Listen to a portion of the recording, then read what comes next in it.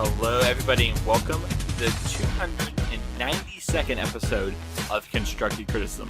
I'm your host, Mason, and I'm joined by my co-host, Trey McCormick. Hey, everybody. Unfortunately, this week, Spencer is a little busy with stuff going on just before GP Vegas. Excuse me. So, with all that going on in his life, being busy, and his wife, school is starting back up with her, so unfortunately, unable to make the podcast this week, but I'm supposed to deliver a special message from him to you, Trey. Happy birthday. Congratulations on turning 47. Whoa. I don't know how you got a thanks and a dagger in at the same time. I aim to please. That's all I know. But we have a pretty interesting topic. This week we're actually doing another topic given to us by our patrons. We're going to talk about feeling prepared for an event and what that means and what goes into it, really get down to it. If you're not improving at something or trying to get better and striving to improve, you're just kind of staying stagnant. So, Trey, how did you always improve this week? You know, honestly, it was in a conversation with you. We were talking about the GAC attack in preparation for GP Vegas. Mason and I were going into a heavy debate about card choices. I mean, we're playing like 70 of the 75 cards are the same. I mean, like they're... As every Hogak right. Yeah, like, we're all debating our four slots. Exactly. And we were like really trying to drill down into what the differences were and why we were looking at the cards that were different and what the choices were. And then, you know, we could go back and forth as to what the choices are, and I've talked about that some in the Constructive Critics group, but it's like what it really came down to, what was interesting to me about the conversation was how we were like discussing it from a philosophical standpoint. Is that we were talking about what the deck is and what we're trying to accomplish with the deck, and realizing that our conclusions as to what those things were pretty much the same. Like, we weren't far off philosophically as to what we were trying to do. It's just the things we thought that would best accomplish that strategy and best like fit into that game plan that was mostly the same were just slightly different for like small points. And so like the key examples, as opposed to I'm just like talking in general terms, like the key thing was I had reached a conclusion that I wanted the deck to be as consistent as possible game one. And Mason was willing to take a little bit of a hit on the consistency in order to have haymakers against trouble matchups in game one. And that's kind of like the breaking point that we eventually came to. And so what that meant is that I was playing Caustic Caterpillar and Crypt Breaker, and he was playing two Collective Brutality in those kind of slots instead. He was also playing a Dryad Arbor for gotcha factors. Well, it's an ancient tomb with Hogak. Yeah. Calm down. Gotcha. I'm not getting people. That's not the main point. The main point is it's an ancient tomb. Calm yourself. Holy cow! Wow, history is written by the victor, I guess. Continue, birthday boy. Hey, I'm just saying, I got daggers too. All right. Well. Continue, but anyway, it was just ended up being a really interesting discussion because it's rare that you've got a deck that's so well defined as to what like the majority of the deck is, the engine of the deck. Like everyone agrees it should be 4 of all of these cards. And then you have these flex slots and no one agrees about what any of those should be, because it really comes down to like philosophical decisions about what you think you're trying to accomplish with the deck. And then the weird part about it is that the deck is so powerful that you could almost just grab a stack of random commons and shove them in those slots, and you'll still probably win the majority of the games that you're playing. Yeah, the joke was like if we put a Gigantosaurus... Majority of the games that you're playing. Yeah, the joke was like if we put a Gigantosaurus in our deck, it just wouldn't matter. It's just like, can't even cast it. Just, sure. Discard it to looting. Go. Like, all right, that was an easy decision. I'm glad I had at least it's green for Force a Figure. Yeah, exactly. Oh, I didn't even consider that. All right, maybe I need to change my Dryad Arbor plan, which is also green for Force of Vigor and a land. Hello! But, yeah, that's true. And it's interesting, too, because, we talk about how, like, I'm giving up consistency. It's interesting to me, the kind of, like, the framing of that as well, because it's like, I've given up consistency because the deck is so consistent that I feel like it's helping out these bad matchups, and it doesn't even, like, hurt the consistency too much. It still helps with the other aspects, right? Like, Vengevine's getting stuck in hand and clogged in hand is helped out by Collective Brutality. So Collective Brutality lets you discard them, clear the way, and this has enough incidental by Collective Brutality. So Collective Brutality lets you discard them, clear the way, and this has enough incidental modes in other matchups, and then against the Burn and the Mono Red Prowess deck, which I think will be popular and a very good deck, it's a haymaker there, and it's great to have access to them. So yeah, it is interesting how these things play it's out. weird. I mean, the whole like thing comes down to like this weird point shaving thing in making the decisions for like those last 4 slots. Yeah, exactly. And you've even made your own with Caustic Caterpillar being like, if my opponent has a main deck Bridge or Chalice or whatever, I can have an out to that as well. So we're just kind of picking different matchups and putting our points in different spots there. Even though at the end of the day, if we had like an Elephant deck, right, our deck's going to be very similar post board. Right. Yep. Well, my always improving moment was a little bit different than that conversation, although I did find that conversation very helpful and very insightful. My always improving moment was just temporary. I'm going to make some, I feel like, a reasonable decisions towards that because, like Trey just said earlier, Hogak is so good. It's so powerful. It seems foolish to not register Hogak. Like, if you're not going to register Hogak, you basically have to be playing Mono Red Prowess or Bridge/Chalice deck, whether that be E-Tron or Dice-Tron/Charge-Tron, depending on who you talk to. So it seems irresponsible to not play the deck, and at that point, I just want to play like the most consistent version of the deck.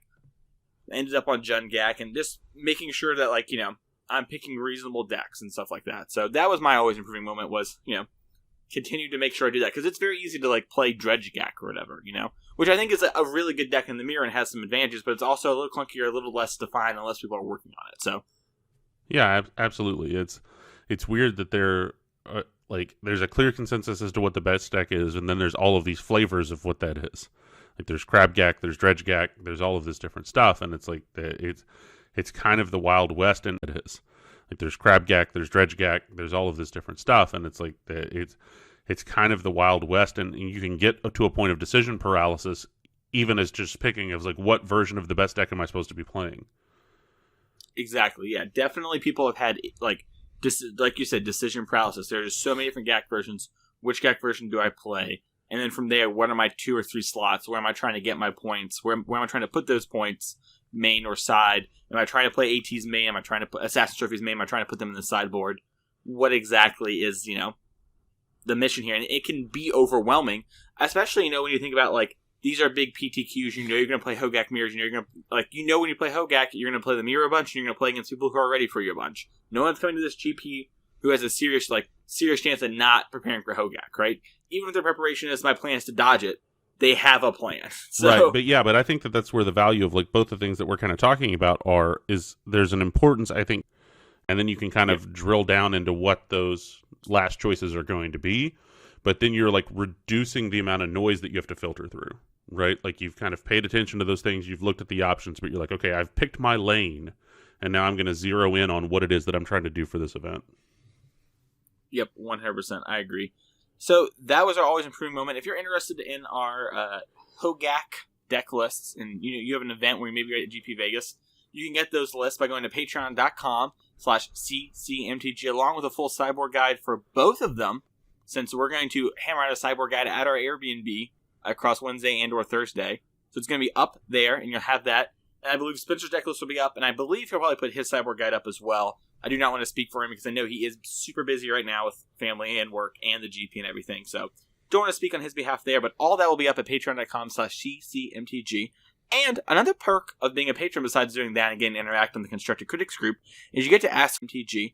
And another perk of being a patron besides doing that and getting to interact on the Constructed Critics group is you get to ask questions for the Patreon segment. So this one was asked to us by a couple people, but I'm going to use the first one I heard, which was Ellison. Barry Hill asked, what do you think of the new organized play announcement, and how do you think this will affect you and your relationship with Magic? So, Trey, I'm going to throw it to you first. What do you think about the new organized play?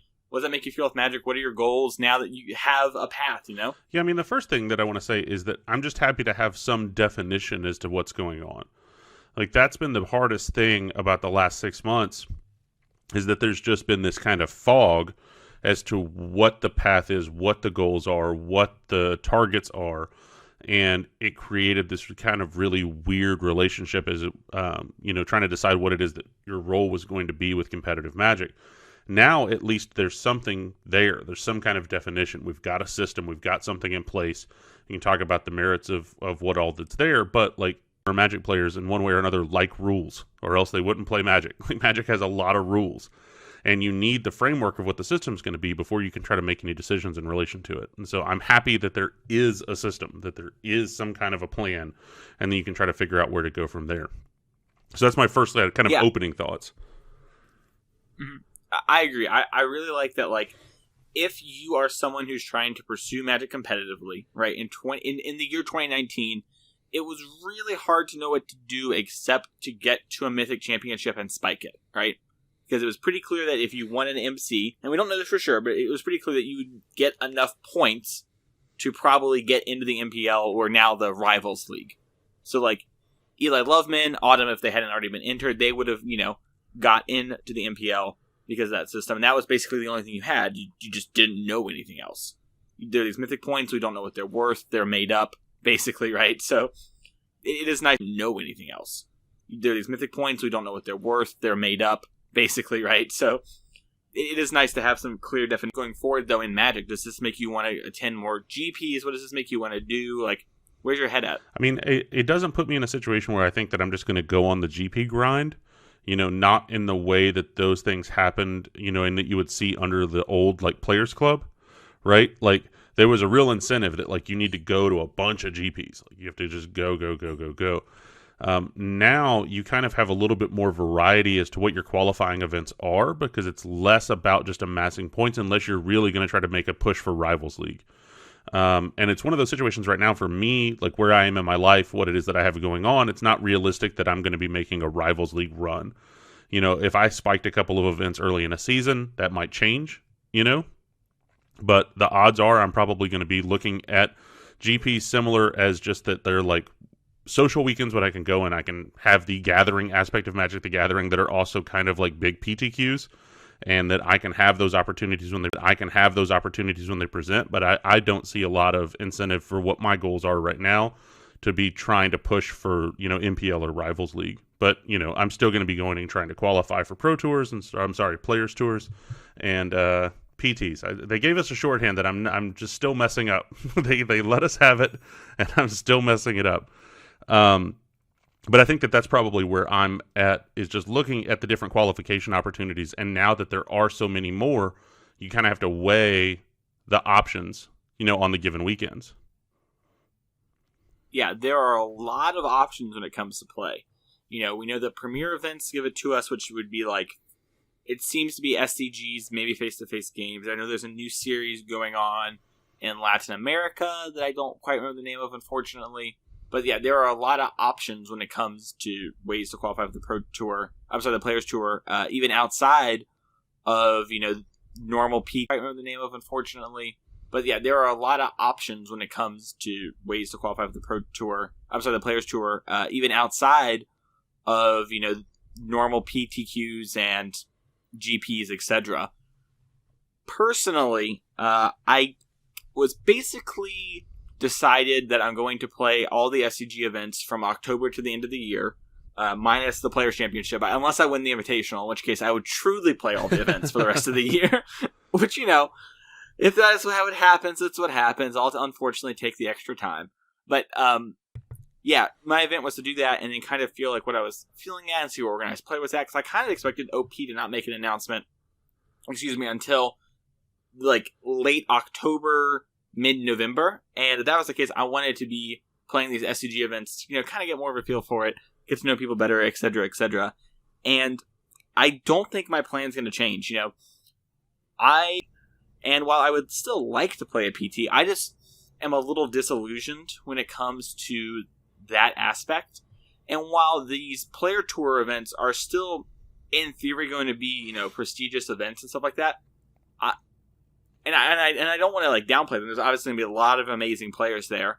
It feels a little weird and different to me. And I still feel like we're in a transition year right now. And I think we're going into another one. And I feel like 2021 will be the year where we have like solid plans. There'll be like pro levels, like gold equivalents and silver equivalents coming back to reward people who are doing consistently well. Because they've said they want to add something like that to the system, but they didn't say before it launches. So we don't quite know. We assume it's going to happen before it launches, but that's not a guarantee.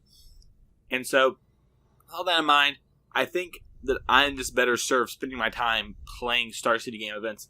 Because here's the thing. I don't know if I would accept an MPL contract where I'd have to be MPL full time. Don't know if I would accept an MPL contract where I'd have to be MPL full time, which is weird. But like, let's say I got a discretionary invite to a PT, and then I spike the PT. I go to the PT finals and I spike that, and that gives me enough points to be MPL challenger or whatever, or MPL proper. I don't know if I would take it. I might just take it because it's like a once in a lifetime opportunity. But right now, I don't think I would accept it. So if that's the case, I don't really want to be chasing these events. And if SCG events will potentially give invites, then I'm still working towards that goal while I work towards another goal. Yeah, I mean, I did that there are opportunities like that are available for players and people that are trying to make a career, out of playing this game that we all love. Because it's difficult to try to make a career when you can't have consistency and what it is that your income is, right? So like the idea of MPL contracts do provide that. I know that there have been a lot of other issues. There's been a lot of problems with the implementation. But truly, there is at least this, that you have a salary, as a Magic player, which is a crazy thing to think about. Can I hop in real quick to add on to this point? A thing that I've heard some criticism from some people about is that once you're MPL proper, like you're one of the 24 people, not a rival, it's hard to not fall out of rivals and then fall out again because most likely you're very good, so you have like a real runner's chance. And people seem to think that's a bad thing, that you can't commit 2 years and know that like over the course of 2 years I'm going to have at least $70,000 and have a set income and planned. And that seems crazy to me that people think that's not okay. The goal is to make that's not okay. The goal is to make this look like a career that people can pursue and be MPL for the rest of, their working lives in theory, right? Just to be like an athlete eventually, I guess, and retire. That's good. We want that. We don't want people feeling like they have insecurity and not job stability. I mean, if you listen to Pro Points, you can hear Siggy kind of talk about that this last week, where he feels uncertain because he's going to Rivals, right? And imagine if Rivals wasn't there. Imagine they had this announcement and Siggy didn't know that he has also a chance to spike a tournament to stay in the MPL. It's unsettling, and it makes people scared to maybe stop their jobs and pause their careers and take this chance at this thing they love. And then we wouldn't have some great players playing because there wouldn't be that security of like, well, I know that if I can live off $35,000 a year, I'm good for 2 years, assuming I do nothing else, right? And that, I think that's a good thing. I heard some people say that was a bad thing, and they like really hammer. Goals are like, say for example, like if you were chasing platinum under the old status, right? If you were on the PC and you're chasing like plat status, and you're like, okay, I'm going to grind this year, I'm going to hit plat, then next year I'm going to be able to go to all the pro tours. And then I'm going to be able to do this, and I'm going to be able to try to grind these events, and then that lets me stay on the gravy train of going to GPs and then going to Pro Tours and going to GPs and going to Pro Tours, right? And now that's different than if you're like, okay, I'm going to do this, and I'm going to get Rivals League, and then I'm going to get MPL, and then I'm going to stream, and I'm going to do these MPL events, and then like the payoff, if you actually are successful in doing it, is different. Like you have the contract, but also the expectations are different, right? It's not just I'm going to go to GPs, go to Pro Tours, and play these tournaments. It's now like I'm going to, participate in these MPL streamer events. I'm going to participate in these other things that are going on. And it's like there are people that are definitely like me that like I love Magic. I love playing Magic. I like creating Magic content, but like creating that type of Magic content is not really a thing that I'm very me that. Like, I love Magic. I love playing Magic. I like creating Magic content. But, like, creating that type of Magic content is not really a thing that I'm very interested in, right? Like streaming content is not a thing that's exciting to me as far as, like, streaming the games that I'm playing.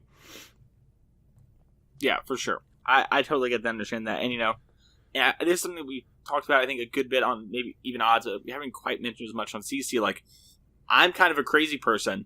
And I just want to play against people who are motivated to win and are like playing their best, right? So I need there to be stakes. So the fact that there's like this thing that you can become your career, I'm super happy about, right? Because it's like every game matters when I play against these people. And I want to play those games. And that's like the main goal is to like be able to play the PTs consistently, right? That was kind of the thing. And have these crazy games and these great games, that experience, and like run it back forever and ever. Right. I need there to be a carrot for people to chase. And when there's not, it really disillusions me as well in a weird side product because they don't want to chase it anymore. And then when they don't want to chase it, it makes me like, well, if these people aren't chasing it, I need to find people who are chasing well, but right? And part of the point that I'm trying to make is that even if there are people like if Siggy were to decide that he didn't want to chase it anymore, right? Like that sucks because Siggy's a great player. But there have also been other great players during the time that I've been playing that have decided they didn't want to chase it anymore, even before the system didn't change. And there have been new people who have come in and taken that place, right? You've got people like Autumn. Sure. You've got people that have come in, that are like heavy competitors, that are great players, that they weren't doing it before, right? And then there's... Or they were like, not at the point, exactly. Right? They're working their way and up. So there's always going to be that cyclical thing, and you're going to have people that, that bow out and the new people that come in. And so while that can be tough, especially from a fan standpoint, and then also definitely from a competitor standpoint, like the idea that there's still a carrot to chase, even if the carrot has kind of changed shape, it's more like a bay now than the carrot that was there before.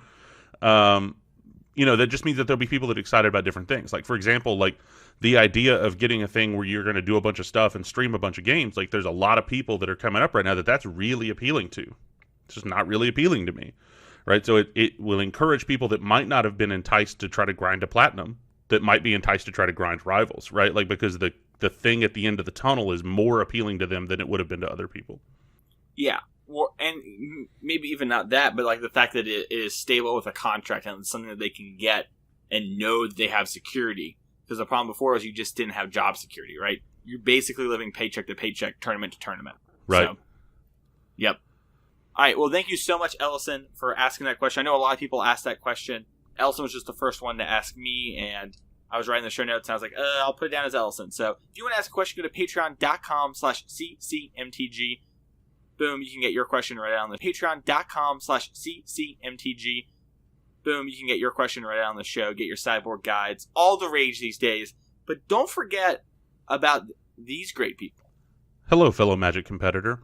It's my birthday today. I mean, not today when you're listening to this, but right now when we're recording this episode. You might be surprised that I'm here, bringing the content to all you good people on my birthday. But if you're like me, and I think you are, then you don't really put a lot of significance on individual days like holidays, birthdays, etc. I don't really like dealing with the social and cosmic pressures that this day, the day that has no real significance in comparison to any other day, other than by some mundane set of circumstances I exist. Now that I'm saying it out loud, I hear why that could be special. While it is only the people that you may have immediately impacted who would care, there is something about celebrating just you. So I take it back. I take back all the morose mumbo-jumbo and give you just a simple plea. Send me APACs. I'll use them with love, and happy birthday to me. And what better place to buy host than on this special day from the good folks at Oasis Games. Head on over to mtgoasis.com and use code CCMTG for 15% off your first order, and then you could use Would That Be Good for 4% off every order. Then be sure to gift wrap your purchases and send them to Happy Birthday Trey, care of Constructed Criticism. And remember, life is short. Ask for Apex. So what you're telling me is the birthday gift I got you was not what you wanted. You wrote a whole ad to dagger me, and instead of saying, "Oh wow, this is so passive aggressive. This is unreal. I can't even." No, wow. Thank you, buddy. I'm looking forward to playing your gift. All right. Well, let's move on to the training grounds this week, which is feeling prepared for an event. Sometimes you're trying to feel prepared for a gift for somebody, and then you feel like they liked it. They said they did, and then turns out they had an ad, written up, and it's just like, hey, your gift ain't it. Prepared for an event, though, which is feeling prepared for an event. Sometimes you're trying to feel prepared for a gift for somebody, and then you feel like they liked it. They said they did, and then turns out they had an ad, written up, and it's just like, hey, your gift ain't it. Prepared for an event, though. This is the real gift to you, all the listeners, this week's training ground. When we're talking about preparing for an event, what are the three main things we're talking about, Trey? And let's kind of just go through them bullet point style and talk about them one at a time. But let's give a big outline first, so that the listeners can have that kind of context. Yeah, I mean, I think that the main things that people think about when they think about preparing for an event, deck selection. It's always the first thing. People feel like they picked a good deck.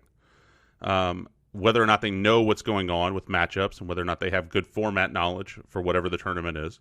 And then the last one is one we kind of touched on in the Always Improving, which is card selection. Have you made the kind of choices that are going to give you the edges in the matchups that you think you're going to use? So it's basically you have the first two, and then whether or not you have been able to use that information from the first two in this and have a conversation about the process. Yeah, I mean, the first thing that I'm always going to be doing is looking at what available information there is, right? Is there the benefit of there being other events that have happened recently within this same format. Let's look and see what's doing well. Sometimes that takes a little bit more work than other times. Like Modern right now, it doesn't take a lot of work. All you have to do is look around and everyone's like screaming at you to play Hogak. Dice draw. Oh, sorry. My bad. Yeah, Hogak. That's the one. That's the one everyone's telling you to play. Yep. But so it's just just trying to see what information is out there, what decks are doing well, and then out of those decks that are doing well, is there ones that for one reason or another seem appealing to me, considering the decks that are doing well. Also, is there a clearly defined metagame, or is it kind of sparse and broad? And that goes at various times. Like right now in Modern, it's a relatively concise metagame because Hogak constricts a lot of what's playable. And, at times before that, like Modern was a pretty wide open one, right? As a point of contrast. And Modern, it's a relatively concise metagame because Hogak constricts a lot of what's playable. And, at times before that, like Modern was a pretty wide open one, right? As a point of contrast. And so then just trying to see what types of things are there and then trying to narrow down. And then specifically the next thing that I would do is that if it is a particularly narrow metagame, are we at a point where there is an interesting angle of attack that's outside of what the top decks are, that is some way that I can kind of sidestep whatever the battles are that are going on, or should I just get down there and slog it out with what it is that the top decks are? So let's talk about this point specifically, because I think this is a big point of tension and anxiety for people, right? Is like, do I play the best deck, or do I play the deck that kind of attacks that, or do I play kind of the thing I know when it comes to Modern? But we're going to kind of rule that out. We might talk about Modern in the context, but for the most part, Modern's a weird... If Eternal formats have this thing where sometimes people just play the deck they like, so we're going to try and frame it in the context of Standard. But, Trey, when it comes to like... Scape Shift. Mardu vehicle. Yeah, the banned Scape Shift, the Mardu vehicles, the Orzhov vampires, right? When you're doing those kind of things, do you look to see like how strong the main deck is? How do you approach that? Because I'm curious, because I think you and I approach it kind of differently now, but back in the day, I think we used to approach it the same way. And we've kind of diverged in like the last year, I would say. I mean, I try to look and see what's going on with the top decks and is there overlap in what it is that they're trying to do. Like in Standard right now, for example, you've got like Nexus decks, you've got Vampire decks, and then you've got like Scape Shift decks. And like that's an interesting like kind of paper, rock, scissors of what's going on, but there's not a lot of overlap there into what the game plans of those three decks are, right? So even though that's not a huge diverse metagame, that becomes a hard thing to kind of come at sideways because they're not all kind of doing the same thing. As opposed to when you were in like the Team or Energy days, like even the decks that were trying to attack that were all also kind of creature decks. So like you have everybody's kind of trying to do things in the combat step and you're like, okay, well what can I do to sidestep it? But right now in Standard, you've got like these combo decks really that are existing, and then you've got this Vampire deck that kind of feels like a combo deck because of Sorin. And so... our quota, Sorin's a great card. Yeah, there we are, yeah. We're an MTG podcast, Trey. We have to mention Sorin's good. And when it rotates, lull. All right, we've met our quota. We're going to get our preview card this way. Continue. Yeah, but so this would be an example of a metagame specifically where I feel like picking one of the top decks is more valuable than it would be trying to attack it with something laterally, because there's not a lot of overlap into what the game plans are to where you're going to be able to come at it laterally in a way that's going to hit all the top decks. Yeah, for sure. So when it comes like that, how do you even, let's just go down this rabbit hole for a second. How do you pick between like Scape Shift, Vampires, Nexus, right? Or Scape Shift, like the ramp deck, the new one, the mid-rangey deck that kind of just dominated the open this past... The ramp deck, the new one, the mid-rangey deck that kind of just dominated the open this past weekend over Vampires. Like, how do you approach from that angle? Yeah, I mean, that becomes more difficult. Part of that, admittedly, is always going to come down to personal preference. Like, if you've got, decks that are relatively comparable on power level, then, there's going to be part of it that's like, okay, do you have a particular affinity for one type of deck versus the other? Be like playing Vampires is boring and I don't want to do it, then that might be something that draws me towards the other side. In an ideal situation, you would have the range where you're just going to be picking the deck that you think is best for the weekend, regardless of what your preferences are. But the realities are you're going to in some way be influenced on what types of things you like to be doing, especially if you've got decks that are all of a relatively top tier power level. Exactly. Yeah. Right. When the information seems to be like there are three decks that are relatively the same power level, at that point, it kind of becomes like, well, I prefer to play the one that I think I'll enjoy playing more, because if they're all a percentage, let's just say for the sake of enjoy playing more, because if they're all a percentage, let's just say for the sake of argument, they're all like a percentage point difference in like win ratios, right? Like, we don't know that kind of stuff, but, like, let's just say we knew that somehow, like, from, like, grinding information, like Mox Insight or whatnot, then you might just want to pick the one you enjoy more, because if you're enjoying something more, normally you'll be more engaged in the games, and then that might lead to the extra percentage points you're looking for. We're kind of going down to the point where we're heading towards matchup knowledge and format knowledge when it comes to picking this kind of decks and decision. So I want to get to that in a second, but I kind of want to rewind in our Choose Our Own Adventure and talk about when the format is really open, right? Kind of like GRN standard was, Guilds of Ravnica and Ravnica Allegiance. Like, those formats, for a standard format, were very open. There were like 5 or 6 decks in each of those that were completely reasonable decks to choose from. How do you kind of approach that one? Let's use GRN for a second, right? Just kind of give everyone a brief history lesson in case they forgot or are brand new. Your options basically were mono blue, crazy open for standard. Yeah.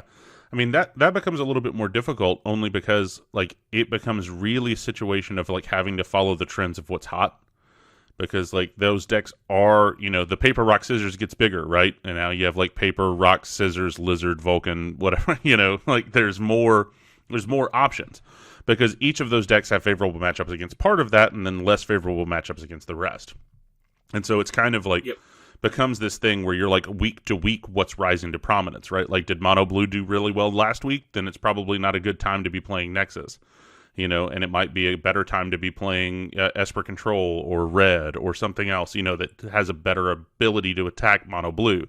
And then if that happens, then it becomes a good thing that mono blue goes down and Nexus comes back up, and it becomes this kind of rotating thing that honestly, when the format is a little bit more open like that, you end up you know, having, at least the way that I approach it, is kind of rotating decks a lot more than just picking goes down and Nexus comes back up, and it becomes this kind of rotating thing that honestly, when the format is a little bit more open like that, you end up you know, having, at least the way that I approach it, is kind of rotating decks a lot more than just picking something and riding it through. Yeah, for sure. If you had listened to our episode with Caroline about Bant Scapeshift and you had just stuck to playing Bant Scapeshift since that weekend, you would have found amazing success in the standard format. If you were to listen to the Gates episode back from the beginning of the back at the beginning of GRN standard, you would not have had great success the whole format. Because even though the strategies are similar and they're kind of going big and over the top, because of the nature of the format changes and adapts, and a Gate type deck isn't viable all the time like Scapeshift is. And there are other reasons for that too, like cards in the format, etc., etc. But when a format's rotating, it's much harder to kind of plant your flag and consistently perform unless your deck is inherently super powerful. Like mono white, mono red, those are decks. You know, when you've got about 6 viable decks in standard, or, you know, that are tier 1 versus, like, you know, when you've got like 3. So normally at that point, I'll continue to use the GRN example, and I'll use SCG Cleveland since we did well at that SCG or Cincinnati.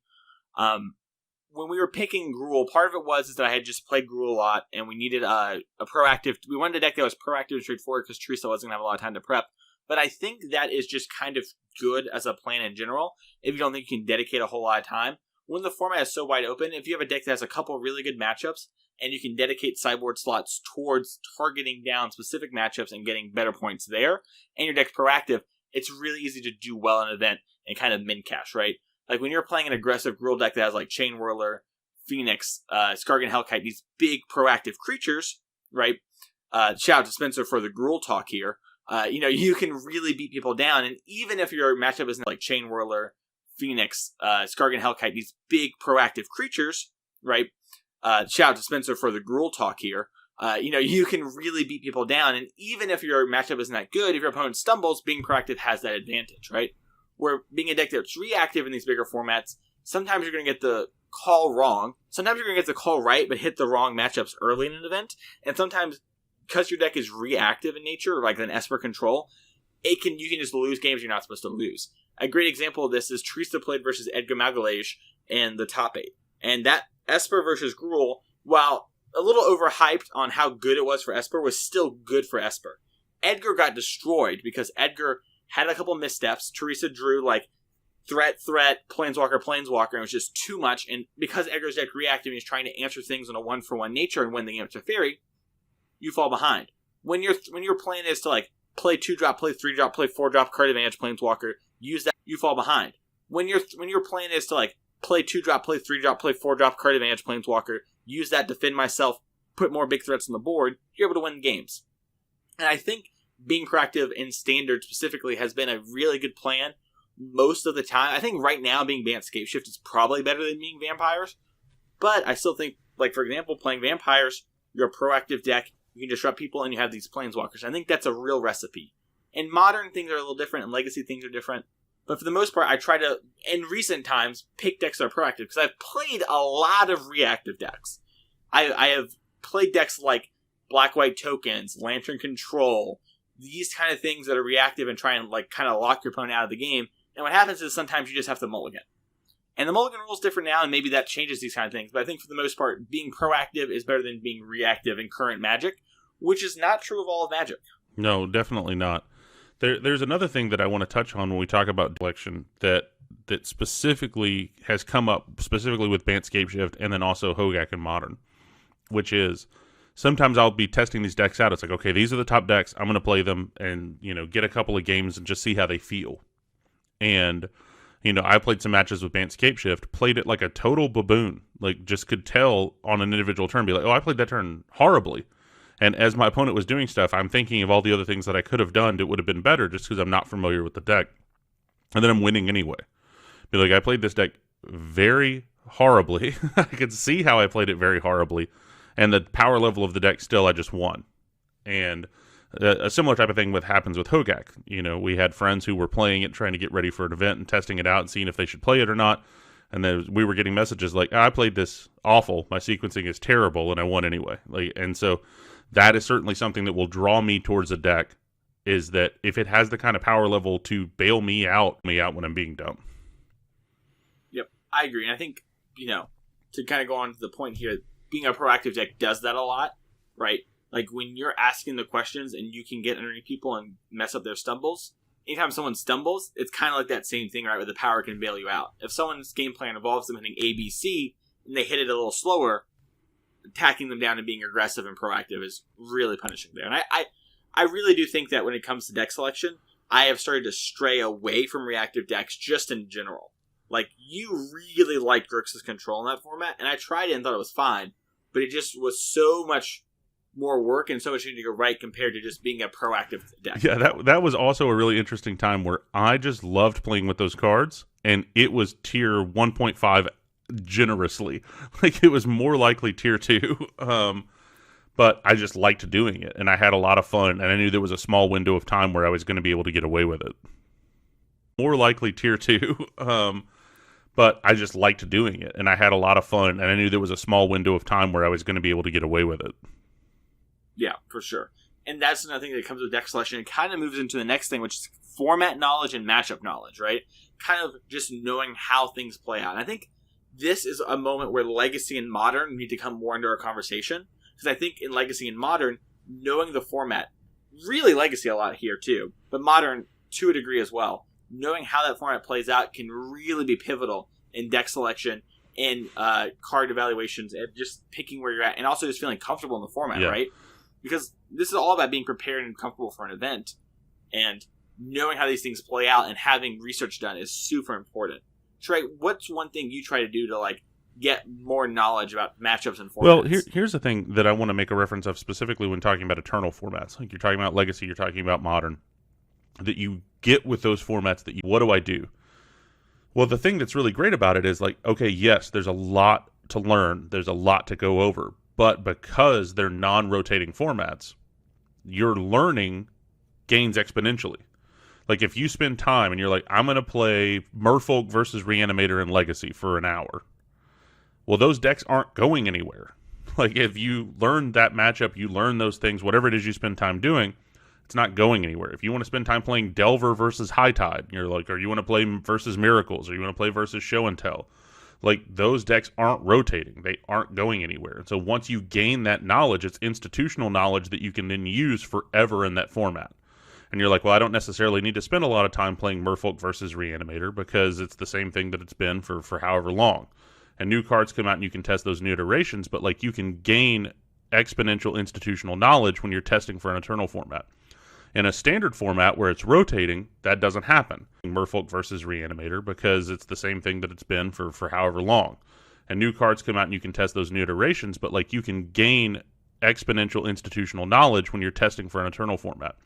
In a standard format where it's rotating, that doesn't happen, right? You can gain general knowledge, you can gain archetypal knowledge, but you can't gain institutional knowledge. Like having a sideboard plan for team or energy mirrors is not going to help you directly in trying to figure out how to sideboard like vampire mirrors, right? But like if you learn what your sideboard plan is for Delver versus Miracles in Legacy, like you have to learn a couple of new cards when they come out, but like once you know that, like you know that forever. Like that information doesn't go anywhere.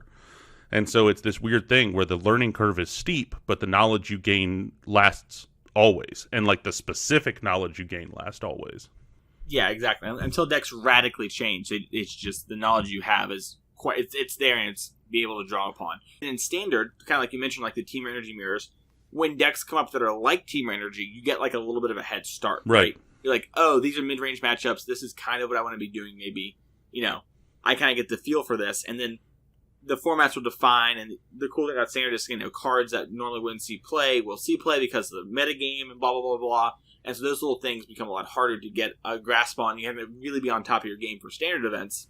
It's partly why, like, the better players do so well at standard events, is because their hard work and their play skills rewarded more in those formats for a multitude of reasons. But one of it is just the knowledge, yes, right? The specific card matchups, etc. And then in Modern, it's so big, it's so hard for them to put that kind of time in and pick the best deck for the weekend. Because I think one of the tricks of something like Modern is, you know, being willing to changing decks when your deck is bad. And then for pros, you know, they don't still have time to play, etc., etc. That's gone on ad nauseum in the Magic community, talking about like why pros don't like Modern because of ad nauseum. I don't like Modern because of ad nauseum, and by that I mean people play ad nauseum, and I feel bad for them. Like, oh, this is why you hate the format. No, but then in Modern, right, you can get matchup knowledge and experience, and it translates really well. Like, one thing that I think has been really helpful for me is I've played a lot of Modern, right, and I continue to play a lot of Modern. Relatively less than before, but like, I'm playing a good amount of Modern. I know how things play out. And so when I'm playing a deck and I play against, let's just say, Merfolk or Jund or Abzan or whatever, I know their general game plan. And I kind of know the idea of what their deck has. And I can apply that knowledge to my deck and know, like, okay, I'm playing Wurza. The things that matter are like AT, Liliana for a turn or two if they're on the play, discard spells. Like, these are the things that matter to me. And now I know this and I can attack my game plan accordingly, even though I haven't played that matchup a bunch. Like Trey said, the past knowledge really pays off. Yeah, it's a steeper curve. You have to learn more stuff, but then the knowledge doesn't go anywhere. Like Jund is a great example, right? Like Jund has been popular at various points throughout Modern, and the decks aren't really that different. Like they're all pretty much Jund decks, right? But it like varies at times as to when it's popular. So when Jund becomes popular again, I don't feel like I need to go spend a lot of time testing the Jund matchup because it's like, well, I've played against Jund hundreds of times in this format.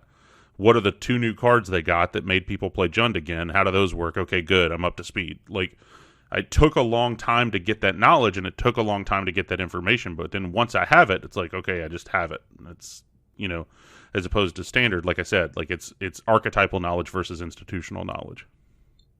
Yeah, I do want to talk another point about this, but I do want to kind of mention what you said and kind of extrapolate that for some listeners. You said this interesting thing where, like, I don't have to play a lot of games versus Jund because I played Jund a lot. I just kind of need to know what the new cards are, what are the cards that matter. I would argue that to know the 1, 2, 3s, right, and kind of recognize the early turns and be like, okay, if they're not playing a 2-drop and they kept a 7, that probably means because they have their 1 cast down, so I need to pay attention to that. But in general, right, you just kind of need to learn the cards that matter, and then you can warp your game plan around that. So, like, an example might be if you're playing Bant Scapeshift and you're playing against, like, a Bant mid-range deck, some of the cards that matter are like Nissa, Hydrocrisis, and Deputy Attention, right? And if you know those things matter and you can play around them within reason, where you can then know pro sport, you need to play around these cards in a certain way, like maybe you bring in Veil of Summer. Veil of the new, what's it called? I think it's called Veil of Summer. The new Veil green thing that gives all your stuff hexproof in blue and black. You can bring that in, and then now you can protect your zombies, right? Where maybe you don't think you'd want to do that, you know, maybe you consider it because maybe they have a counter spell, but now you're like, oh, I know Deputy is their best card against my deck when I don't have Little Teferi out, so I need to be prepared for this. And then you're like, okay, if I have Little Teferi out, this doesn't matter, so now I need to be afraid of their Little Teferis, so that way, so I need to be prepared for this. And then you're like, okay, If I have little Teferi out, this doesn't matter, so now I need to be afraid of their little Teferis, so that way it doesn't invalidate my little Teferi. And you can use that kind of knowledge, and figuring out that stuff will make you feel more comfortable when it comes to matchup knowledge, right? And I think that's a big part of it. Knowing the cards that matter in each matchup, knowing the cards that play out, and knowing exactly what to play around and what to play to and towards, I guess is kind of a way to say it. Yeah. When it comes to learning a format... Also, just to confirm, it is Veil of Summer. Like, your doubt made me unsure. So. Yeah, it felt weird. I don't know what I was thinking with Veil of Autumn. It just felt like that was supposed to be... Maybe because we're almost in autumn, and it's going to be Veil of Winter soon. A Veil of Summer is weird. Yeah. Conspiracy. But when it comes to, like, format knowledge, one thing that I would say to do to try and help yourself get better is to watch, play, and read a lot. And listening to podcasts, I think, is another way to do this. You're kind of hearing a conversation, right? If you're listening to, like, let's say, Arena Deckless podcast. Listen to, like, let's say, Arena Deckless podcast, right? And they're talking about a podcast. I'm sorry, they're talking about a specific matchup in Modern or something like that. That's a way to glean insight, right? You're listening to Brian and Jerry talk about something. You listen to, like, MTG Grindcast, like, listen to Colin and Chris talk about a matchup, talk about how their experiences are, and that can help you gain insight. And then you can apply that to yourself. So that's one way that I feel like I kind of get format knowledge, is I try to watch the SCG streams when I can.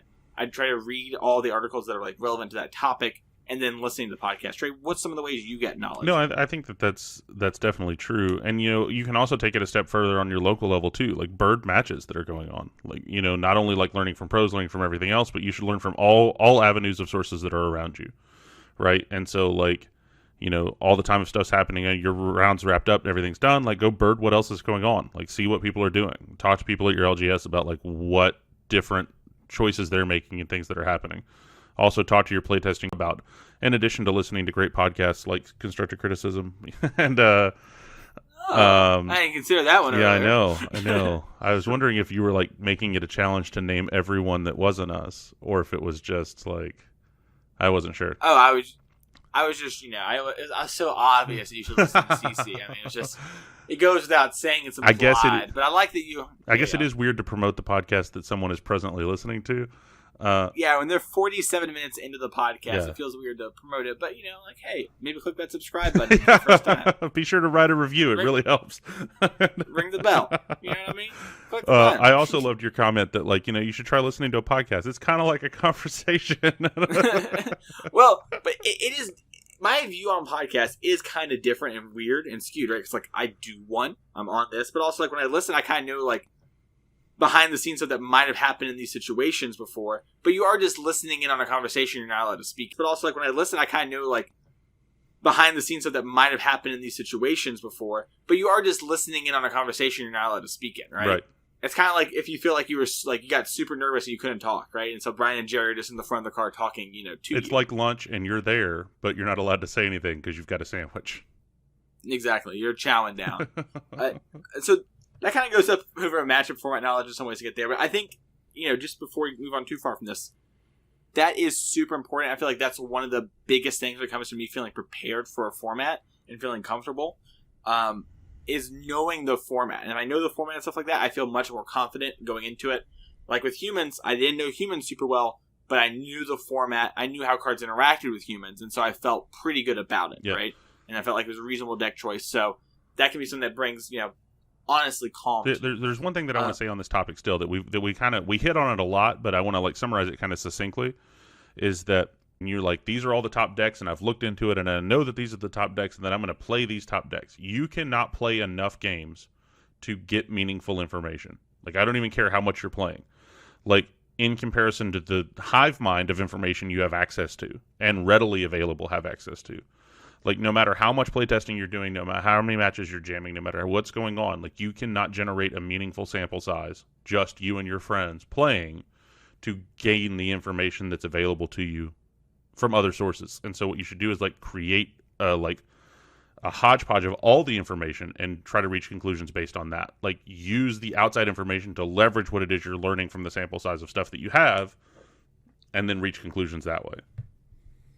I agree. Yeah, I think a huge part, and I think it was Andrew Ellenbogen who did the quote, but basically, like, the quote is, like, one of the things to be good at Magic is to draw conclusions from significantly small, insignificant sample sizes, right? Magic is to draw conclusions from significantly small, insignificant sample sizes, right?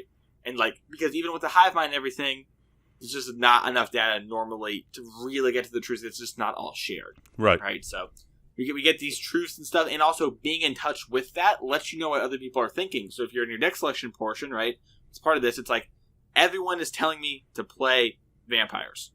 What am I going to do because of that? Am I going to join them? Am I going to try and play Vona to have a mirror breaker? Or am I going to try to sidestep that and play something like Ban Scapeshift, right, and go over the top of them? I never try to break the mirror because there's so much bad luck. Hey. So how do you leverage the information that we've talked about here to get to making card selection choices for your deck?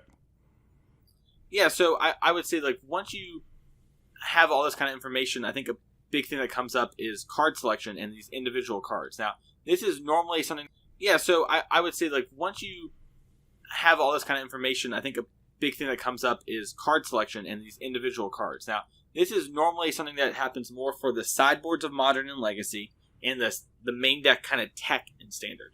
So I'll give you an example from Standard right now, right? The Bant Scapeshift decks have all kind of picked up Agent of Treachery as a way to kind of break a mirror right now in Bant Scapeshift. That's like one of the cool new tech things, right? It's like we ramp, we have this big payoff, and it's such a huge tempo swing for us. And then we're normally taking something that's pretty significant because it's Standard, right? It might even just be a huge Hydro Crisis to break the standstill. Not very good in the mirror, but in these other matchups, quite good. In Modern, you might be like, okay, I kind of know this stuff, and I kind of want my 15th and 14th sideboard slot to be things for this matchup that I think is going to be popular because I'm pretty in tune with the format. I've been listening to what other people are saying. I know how these kind of games play out, and so I kind of really just want two shenanigans. It's just kind of what the super teams are so strong, right? Is that they're all so good, and they're so good at like deriving this information and figuring out what matters, and then playing games against each other and knowing that matters and seeing if it works, and then they're able to find the truth very quickly. And even then they miss, right? Obviously. But sometimes they can really break in. They find these really tuned decks. Yeah, and sometimes they play green-blue improvise. Listen, they were trying to sidestep it, and then coverage blew them up. That is a moment back to like the deck selection thing, right? Where it's like, all these things going on. What am I going to do? I don't want to fight this arms race. I'm going to try and do something different, right? Now, didn't quite work out. Doesn't help when your deck list is spoiled, and you're also one of the biggest teams. So it's like everyone's like, oh, LSV's deck's out, PV's deck's out. Let me see this.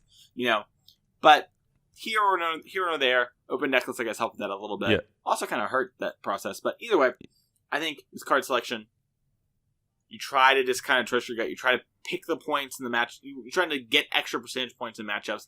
And that's personally how I just kind of trust your gut. You try to pick the points in the match. You're trying to get extra percentage points in matchups. And that's personally how I feel comfortable and prepared in these formats, is knowing where the extra points are, right? Like an example might be earlier, when I talked about the Vampire's Mirror and Vona was a card that was surprising to be heard mentioned, you're maybe not 100% up to date on what's going on in the Vampire Mirror as a way to like break it, right? And I might not even be up to date. That's kind of a week and a half old. That might be bad now. But that was like a thing people were doing, is playing one or two of those main decks to kind of really swing the mirror match. Yeah. So Trey, what do you think about when it comes to cards? I mean, I think that one of the things that comes down, it kind of comes back to what we were talking about in the Hogak matchup earlier, and it applies to all of these different things too. I think that people get caught up a lot of the times talking about what card should I play in this slot? Like, should it be this card or that card? Or should I play this card, or what should the card be? And I think that the question should really be fundamentally, like, what goal are you trying to accomplish? Like, what problem are you trying to solve? What plan are you trying to implement? And if you, like, cards that you should be picking become more obvious, right? Like, you are able to narrow the field, right? Like, it's like, well, I want to be able to do something main deck to solve this problem. Like, I want to be able to address the mirror. I want to have better cards for the mirror because I feel like I'm going to play it, 40% of the time or something obscene. Then, okay, well, now then I need to be looking at cards that solve that problem. So as opposed to trying to think about, like, what's the best card, because I think that there's a FOMO thing that happens a lot when you start talking about card selection, where people want to have got the right answer, and they fear that they've missed out on what they should have done if, like, everyone kind of agrees with something different than what they did, and they're like, oh, I got it wrong, and I could have been right, but I was wrong. And it's like, it's less important to do that. What's important is that you identify a plan, you identify what it is that you're trying to do with those slots, and then you pick cards that accomplish that goal or push you towards that plan. And if you're doing that consistently, then you're going to be making better decisions event to event to event, more so than did I get quote unquote the right answer. Yeah, I agree with that a lot.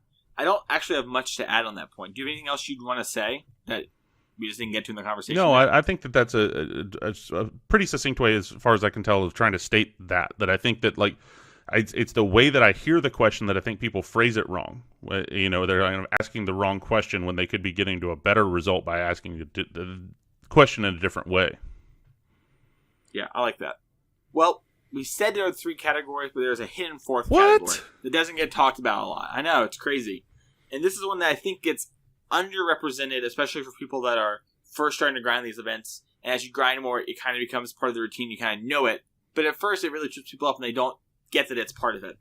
And that's talking about confidence in your headspace and just feeling good about the event and just kind of being in a good spot emotionally and in real life going into these events. So, Trey, what do I mean by that? Well, I think that one of the ways that I probably try to summarize that most of the time is like mental acuity.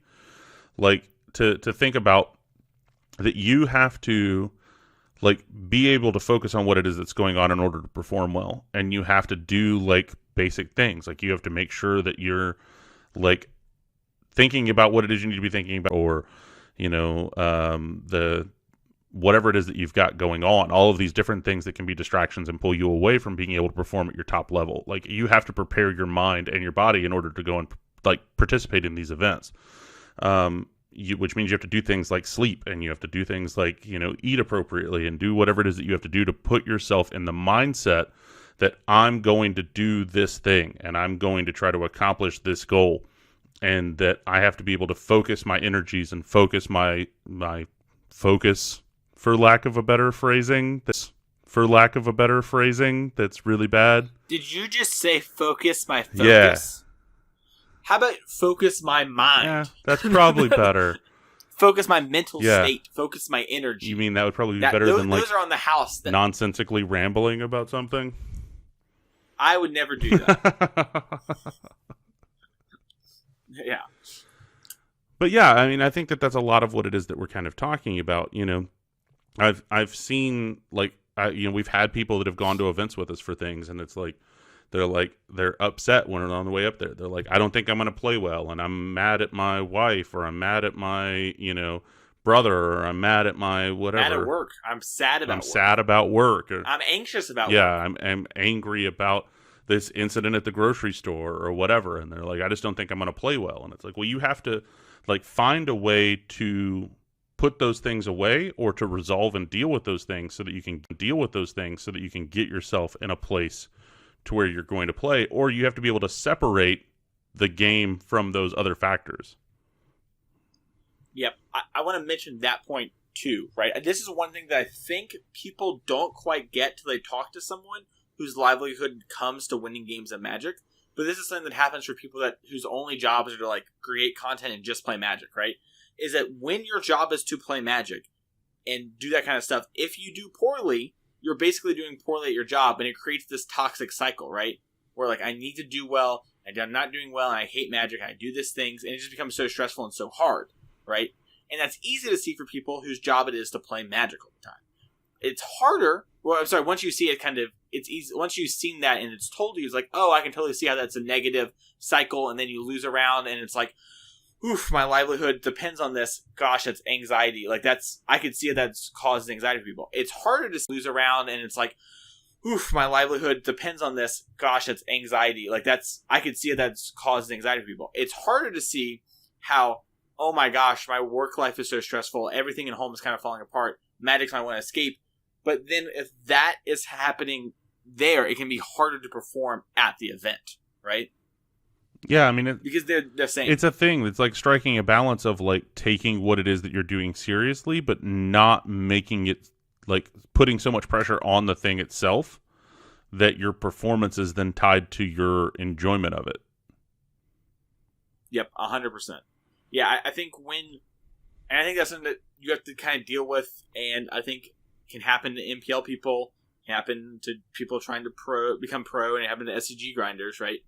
Like, when the Players' Championship is in sight, right, and you really need a good finish at the Invitational, and you start off 0-1, that can really derail my goal every time I go to play Magic, is to play the best Magic I can, right?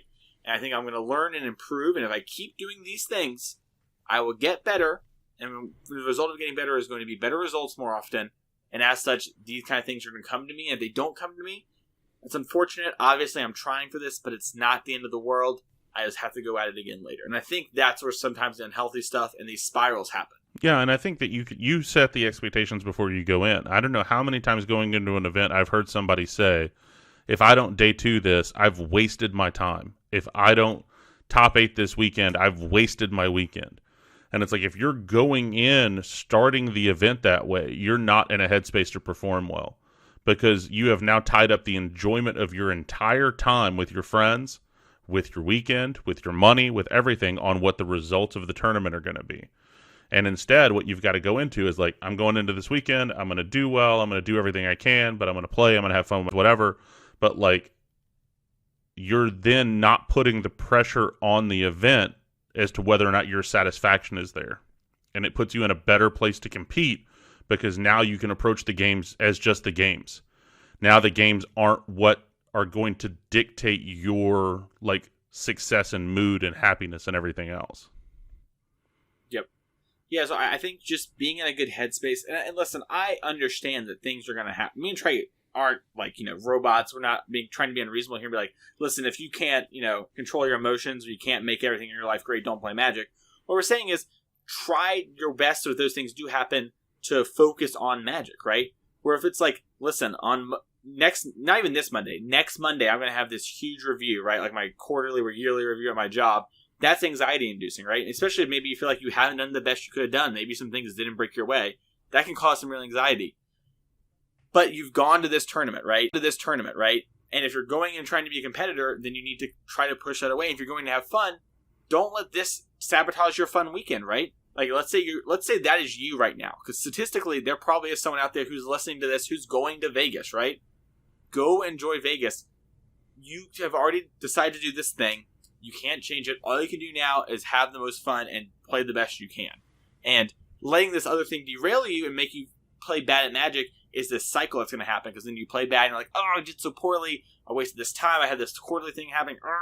And you've basically tripped yourself up instead of enjoying it and maybe something good happening for it. And maybe the same result would have happened either way. But the headspace and the perception is so different. And they can completely ruin your weekend instead of maybe just being like, for 40 minutes, you're really upset because you lost your win for day 2, right? But then you go and you gamble, you put it all in 0-0, and you win. No. There's 2 things I want to say. 1, Mason can speak for himself. I turned my emotions off decades ago. And 2, specifically, do not, because this is Vegas this weekend, do not turn a Magic tilt into a blackjack tilt. This is not where you want to end up. You're right. Blackjack is not good. That's a thinker man game. Put it on 0-0 roulette, baby! Let's go! Oh, man. I do not want to find Trey, any of you on the sidewalk with outturned pockets at the end of this. Blood pact right now. If we both go OX at GP Vegas, not counting our buys, because that's how you get out of this one. I can see you, lawyer man. Your eyes gleaming there. If we go O and X, we put $100 in 0-0. Blood pact right now. We have to play all the rounds. If we lose 12 rounds between us and Hogak, we go 0-0. All right. We're in. Now it's fun, baby. Now losing's fun. I love it. I can't wait.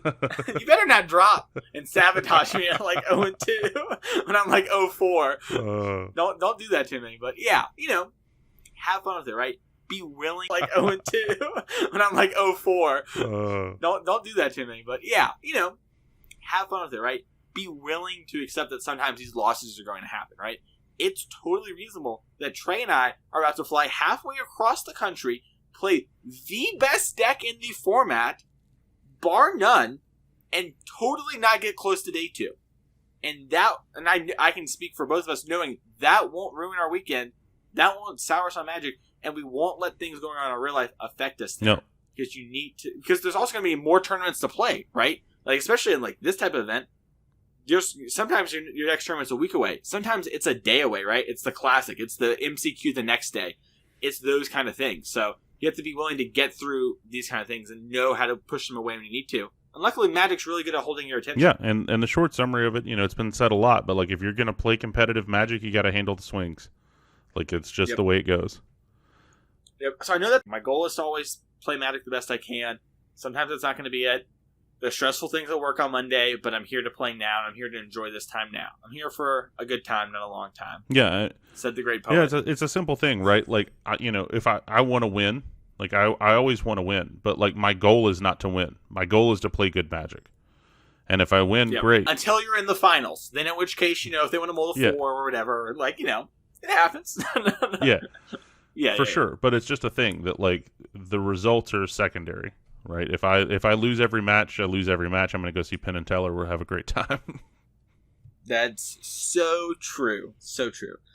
Well, hopefully y'all found this episode interesting. I think the interesting thing about this episode specifically, when feeling prepared, is that we could give this to every podcast, that, all the Magic podcasts, and while some of them are going to hit on some same points, there'll be a lot of different points. And I think one thing to kind of glean from that is kind of learn yourself. Self matters a lot. Yeah, absolutely. So hopefully that was helpful. If you want to find the show and follow the show, you can go to twitter.com and look for CCMTG. You can also go to patreon.com/CCMTG. Once again, sideboard guides, decks, all that, etc. Bonus episodes. Next week, you're going to have your bonus episode of CC coming out. If you're a patron of the show, you get to ask questions on the show. You get to be on the Discord. I'm sorry, on the Facebook page. It's awesome. A lot of really cool benefits there.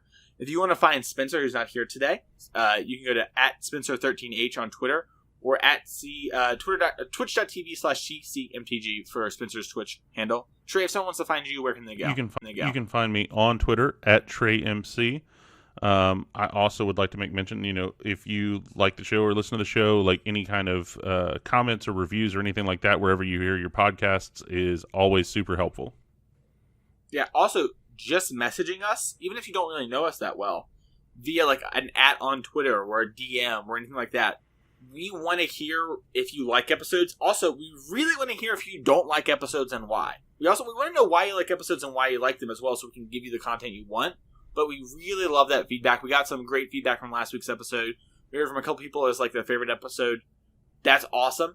We now know that kind of stuff, and we can move forward with that information. Yeah, and on that same thing, I want to give a special shout-out to a longtime listener of the show, John. He reached out to me on Twitter, and he happened to live in Nashville. We got together, and we were able to talk about Magic, talk about the show, and then he's going to be at GP Vegas. So I'm looking forward to getting to hang out with him. It was awesome. Twitter, and he happened to live in Nashville. We got together, and we were able to talk about Magic, talk about the show, and then he's going to be at GP Vegas. So I'm looking forward to getting to hang out with him. It was awesome. It's awesome, yeah. Well, I guess I'll use this moment right now before I plug myself to say, at GP Vegas, we're going to try and get together for like an hour and a half, 2 hours at like a restaurant or a bar or something for CC listeners on, double checking my notes to make sure I say this correctly, Saturday. So if you want to follow at CCMTG, we're going to tweet it out from there. Then all of us will retweet it. So if you follow any one of us individually, because, Trey's your favorite, whatever, so you have to follow him, he'll retweet it. That way and we'll have the restaurant, whatever, and there'll be a place to hang out, do that kind of cool stuff. So that's a cool thing we have to do at Vegas, because if you haven't ever gone to GP Vegas, it's awesome.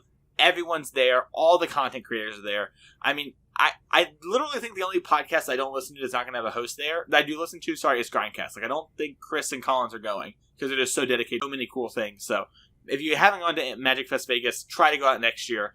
Spoiler alerts, there's going to be a Magic Fest Vegas. It's bigger every year. It's a huge event. It's so much fun. If you want to follow me, you can follow me on Twitter at Mason E. Clark. You can follow me at twitch.tv/TheMasonClark. Been streaming a lot of Legacy recently. Just did a Teamer Delver League before we came in here. That was fun. Lost the mirror. Crazy matchup. They had Mongooses still. What year is it? Do they know Gurmag Angler's a thing? Apparently not. I didn't know. I lost to it. Maybe it's good in the mirror. It's fun. We're trying to figure stuff out in Legacy. It's a good time. Trey, this brings us to the what we would play and why segment. Last week, I tried to skip Modern, and everyone didn't skip Modern. We're skipping Modern this week. We're both playing Hogak. We've mentioned it a bunch. Standard, Legacy, go. All right, so in Standard, I would play Hogak, and in Legacy, I would play Hogak. Your joke could have worked if you just started with Legacy, because Hogak's playable in Legacy. Your joke could have worked if you just started with Legacy, because Hogak's playable in Legacy. It's quite good. I keep losing to it. Don't tell me how to do the jokes. I'll tell you. Who's the guy that does stand-up comedy? Yep. Yep, dude, that's what I thought. No, but Legacy, I know I've said it the last 2 weeks, but there hasn't really been a Legacy event in between then, and I'm going to be playing Sneak and Show.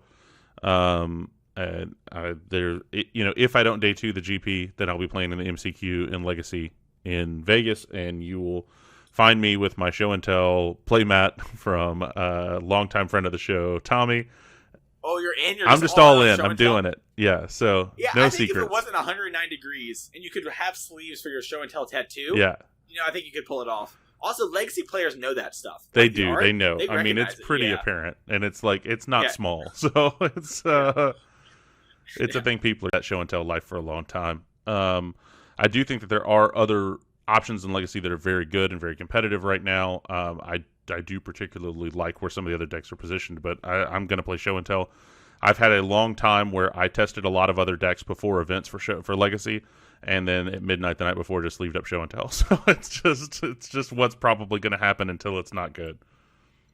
Yeah, we talked about the conversation we had earlier in the podcast about the Hogak matchup and whatnot. And the kind of conversation went to what should I play at the Legacy MCQ if I don't make day 2, right? Since Trey played so much Legacy. And then Trey was like, we were talking whatever, and then I was like, man, this is so bad because you're just going to play show and tell for the rest of the time. He's like, I'm willing to switch. I'm like, no, you're not. You're just going to play show and tell, and then anytime you think about it, you're like, well, I mean, I can go turn 1 Ancient Tomb, Lotus Petal, show and tell, kill them. Yeah. And you're like, man, that argument is really good to keep playing the deck. It is hard to counter that argument. It's also hard to counter that win. Yeah. Yeah, past weekend.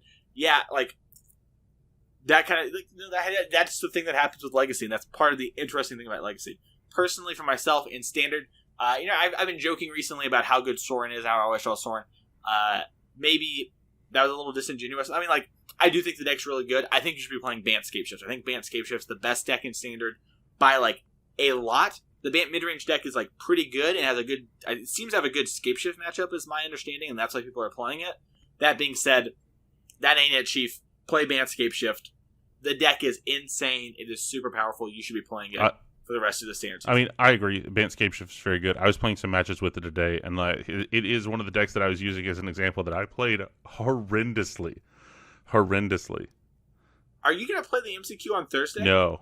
I have a lunch thing, so I've got tickets to a show. Oh, you got a midday show? Yeah, so it shows at 1:00. What a coward! All right, well, I have a lunch thing, so I've got tickets to a show. Oh, you got a midday show? Yeah, so it shows at 1:00. What a coward! All right, well, I guess we're not playing that. And then for Legacy, I'm gonna play Temur Delver at the thing, even if it maybe isn't the best deck in the world. It's just kind of a thing where we talk about experience matters a lot right now, and it's a deck that we had and we could play, and it's well, it's not the actual worst deck in the world. It's fine at worst, right? And I kind of want to get experience with that, and so that when the time comes to the GP and then the SCG, which really matters to me, the team SCG more than this GP and this other stuff, I'll be ready and I'll have this experience. And getting to play in paper, I think, is important when it comes to that kind of stuff. I think it is different than when I play on Modo, I can tank for as long as I want. And paper, that gives away a little bit too much thing, and also it's not sort of kosher, I would say, for a better lack of term, to take up all this time since there isn't a defined clock. So I want to see if I can play that stuff in paper, and I think it's gonna be fun. 6 was good. I can read. I mentioned it on Modern Heart, the set review, whatever. That card is seriously insane in Legacy. It changes matchups a lot. Played against Elves, supposed to be a terrible matchup. I played Ren 6 on 2, and it was a 13 for 1 across the course of the game. They just couldn't kill it. It just affected their game so much. Card's insane. Podcast is running long. Thank you all so much for listening to this week's episode. We'll be back a little late next week because of GP Vegas. We don't actually fly in until late Monday night for us, which is when we normally record the podcast. So look for it about a day later than normal, and we'll see you all next time. Bye. Bye.